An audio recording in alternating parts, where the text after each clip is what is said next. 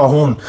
वो ऐसा निज़ाम है कि कभी ऐसा नहीं हुआ कि लश्शम्सु यंबग़ी लहा अन तुद्रिकल क़मरा वलल लैलु साबिक़ुन नहार, कि ना सूरज चांद को पकड़ता है और ना रात दिन से पहले आती है। और हम ये कायनात का निज़ाम देख रहे हैं, फसलें अपने मुकर्रर वक्त पर पैदा होती हैं, फल पैदा होते हैं, उनके